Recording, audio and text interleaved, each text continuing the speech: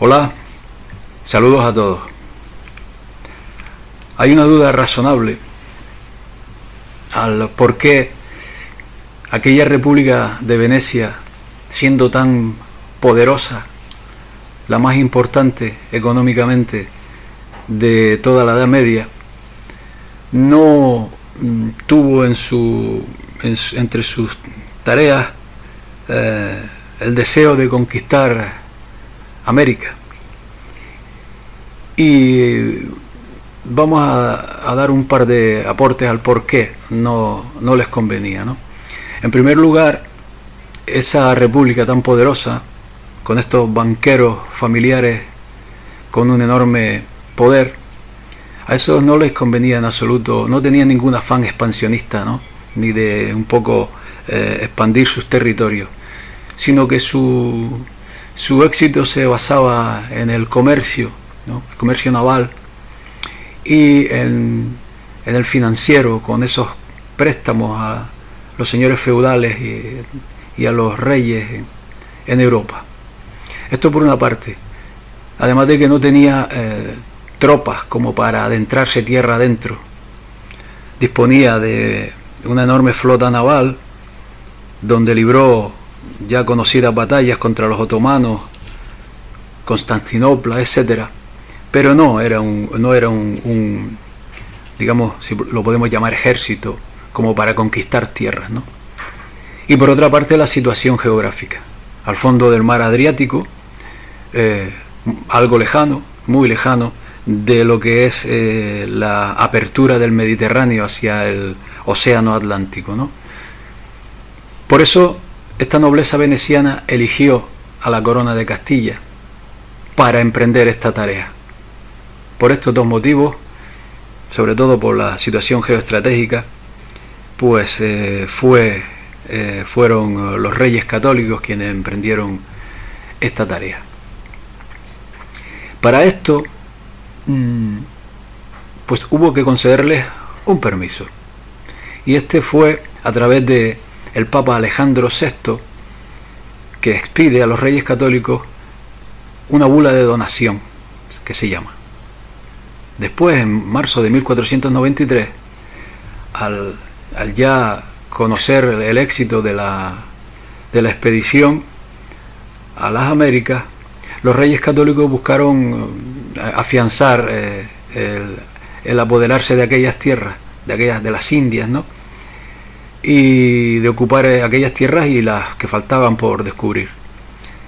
Estas bulas alejandrinas son un conjunto de 5 documentos papales, pontificios, que otorgan a Castilla el derecho a conquistar América y la obligación de evangelizarla, es decir, utilizar la religión como estrategia de conquista y de poder.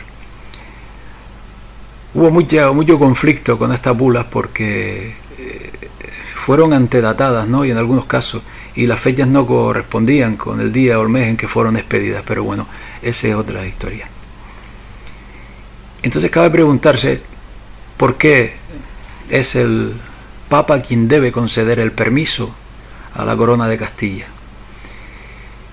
Esto se debe a 3 encíclicas que vamos a mencionar, a 3 bulas, perdón, que vamos a mencionar muy rápido.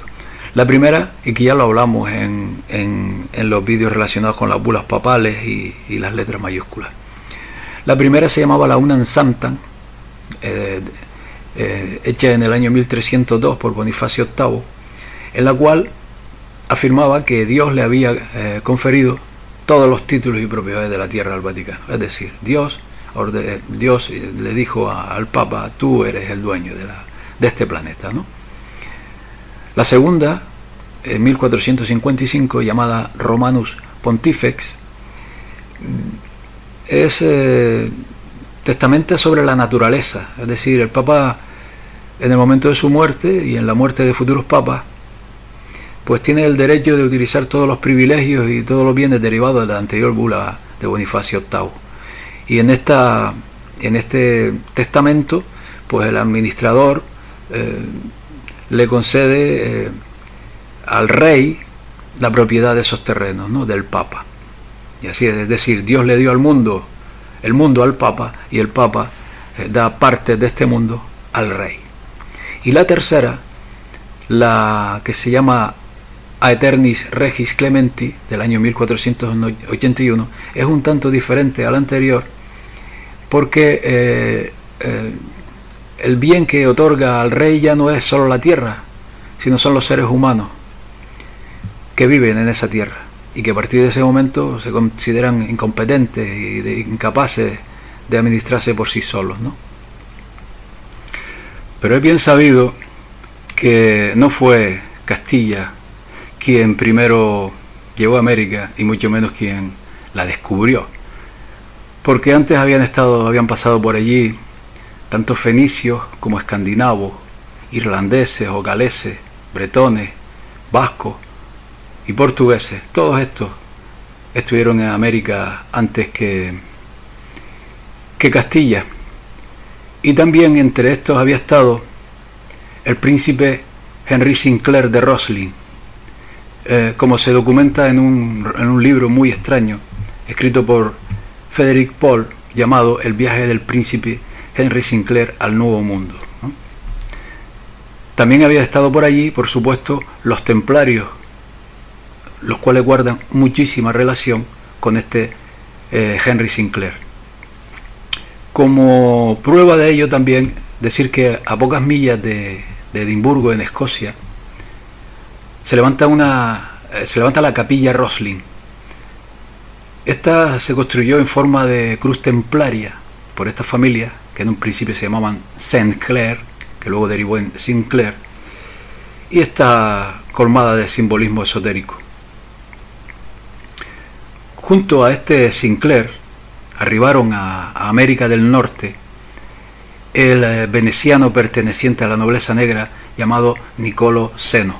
Y todo esto ocurrió un siglo antes de que los barcos castellanos lo hicieran de manera oficial, ¿no? Esta capilla, de la capilla Rosslyn, tiene unos símbolos que son el dios pagano de la vegetación, o Greenman, hombre verde. Tim Wallace Murphy escribió en su historia oficial de la capilla Rosslyn que el hombre verde está asociado con Tammuz, el dios que muere y resucita de Babilonia, y es un aspecto, una parte de Nimrod. Tammuz y otros nombres para esta misma deidad fueron retratados muchas veces con la cara verde, y esto también incluye a Osiris, el marido hermano de Isis, ¿no?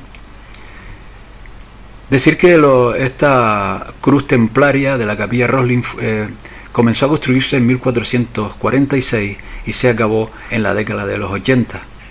Y llama mucho la atención, y es una prueba de que estuvieron antes por América, que en esta escultura se incluyen representaciones de maíz y de cactus, es decir, dos plantas autóctonas de América, y que por supuesto pues no era imposible que antes de 1492 pudieran conocerse oficialmente en Europa, ¿no?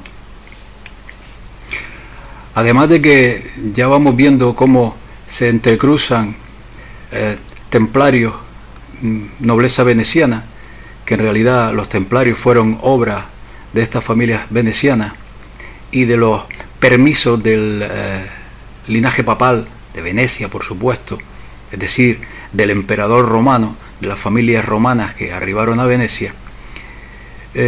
Más detalles a tener presente en este tema y su relación con Venecia es que una de las familias que financiaron y patrocinaron los viajes de la corona de Castilla fue la familia de la nobleza negra veneciana llamada de los Médici. Por otra parte, decir que Venezuela se descubrió en lo que hoy conocemos como Venezuela, por supuesto, en el tercer viaje a América, el 2 de agosto de 1498, cuando llegaron a la desembocadura del Orinoco, ¿no? Entonces era la primera vez que los españoles tocaban lo que es el continente, porque antes habían estado en la isla de Santo Domingo y en la de Puerto Rico. Aquella expedición que recorrió todo aquel territorio la hizo Alonso de Ojeda, ¿no? y después de pasar por la península del Paraguaná llegó al Golfo de Coquibacoa, o Golfo de Venezuela, y allí quedó impresionado por ver las casas de los indios construidas sobre estacas y en medio del agua, y le hizo recordar a la ciudad de Venecia. Es por esto que denominaron al lugar Venezuela, es decir, pequeña Venecia. Por otra parte, la corona española, para la corona española el oro de aquellas indias era un medio para conservar la unidad cristiana, católica del imperio, ¿no? Y que debido a la nobleza veneciana pues habían depositado en sus manos y expandir esta cristiandad. Pero hay que matizar que buena parte de este oro, de esta riqueza, quedó en América, creando así una clase criolla comercial que ejerce normalmente en las colonias como intermediaria. Pero el oro de América no benefició a la población de la península ibérica, de Castilla, porque fue a caer en manos de señores poderosos de la burguesía, que en última instancia pues ponían su buena parte de riquezas en pos del poder vaticano, por una parte, y por otra parte muchas de esas riquezas también fueron a parar fuera de lo que es Castilla, sobre todo al entorno del Vaticano, ¿no? Y eso lo podemos comprobar porque, por ejemplo, el reinado de Felipe II se declaró varias veces en bancarrota, y tanto el reinado de Felipe II como el de Carlos V tuvieron enormes problemas económicos tan grandes como las propias cantidades de oro que llegarían, ¿no?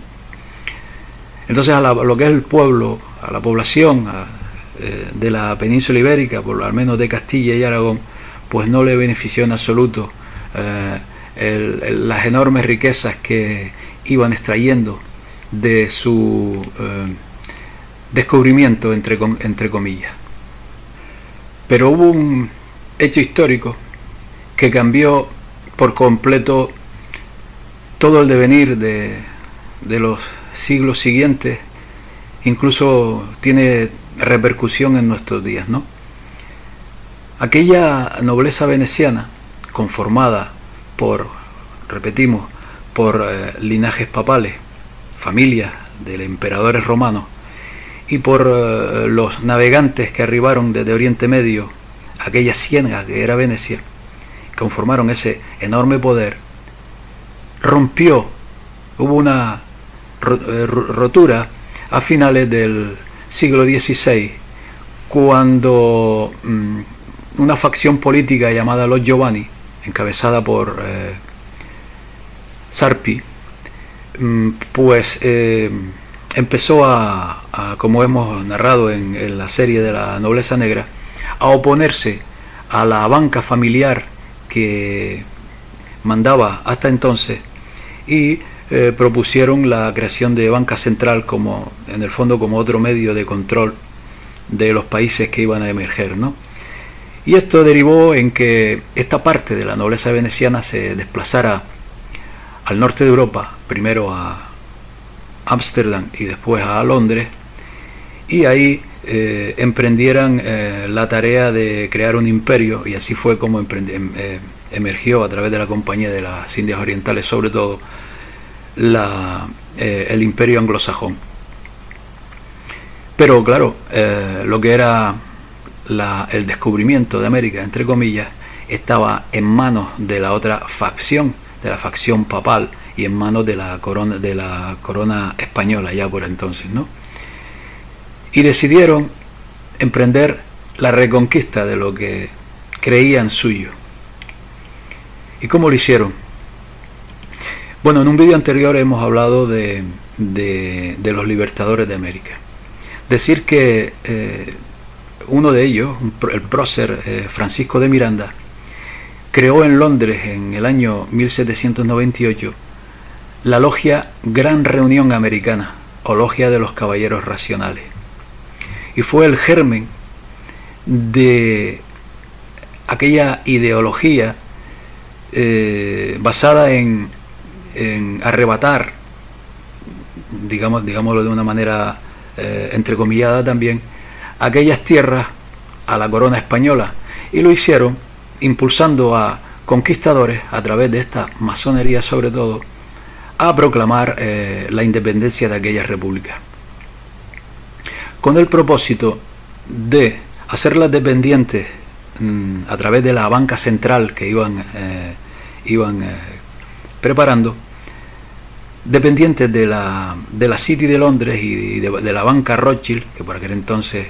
era la más importante, puesto que esta banca fue quien hizo los préstamos necesarios para las grandes hazañas que tuvieron estos conquistadores. A partir de entonces, todas estas repúblicas, y hasta el día de hoy, han quedado en manos de lo que es en parte el imperio anglosajón, aunque ya hoy ha derivado en otro brazo de este poder, que es los Estados Unidos, y debido a la deuda y sobre todo a los grandes acuerdos comerciales que exigían por entonces, cuando la época de la liberación de aquellos países, pues han quedado en manos de lo que es el ámbito anglosajón, que en última instancia es por completo dependiente del emperador romano que se sienta en Roma, es decir, del Papa y todo su entorno. Además de que la masonería, que tuvo un papel importantísimo porque era quien infundaba aire de libertad, agazapados en otros intereses de los que no eran ni siquiera conscientes los propios masones, eran los propios jesuitas, el Estado Mayor de estas familias venecianas, quienes de inmediato se desplazaron a América, sobre todo a América del Sur, y ya sabemos lo que fueron las reducciones guaraníes y todo el papel que desempeñaron en todos los países de América del Sur esta orden de los jesuitas, que entre otras tareas pues se ocupaba de forjar libertadores entre comillas, como por ejemplo Tupac, que fue fue educado y adiestrado por los jesuitas, para de esta manera conseguir arrebatar, engañando al pueblo y engañando a aquella gente, arrebatar a la corona española aquellas tierras. Es decir, el emperador romano, el Papa, concede a la corona de Castilla el derecho a conquistar aquellas tierras en nombre del cristianismo, como engaño, porque al final esto tiene otros intereses. La corona de Castilla hace su labor, bien o mal, esto es otra historia, pero los acontecimientos siguientes, esa ruptura con Paolo Sarpi y los Giovanni, esa ruptura del matrimonio que hasta entonces era estos linajes papales y la familia veneciana, a partir de entonces pasaron 200 años para comenzar a diseñar este nuevo mundo, que es el capitalismo en definitiva, pues emprendieron la tarea de reclamar lo que para ellos es suyo, aunque en realidad por supuesto es de nuestros queridos habitantes de aquel maravilloso continente. Y hasta el día de hoy estas familias, este grupo encabezado por jesuitas y por este emperador romano, pues siguen aplastando aquellos territorios, creando guerrillas, desbancando poderes y bueno, todo lo que ustedes ya conocen. En fin, pues nada, amigos, hasta aquí una breve opinión de este tema y hasta la próxima. Saludos a todos.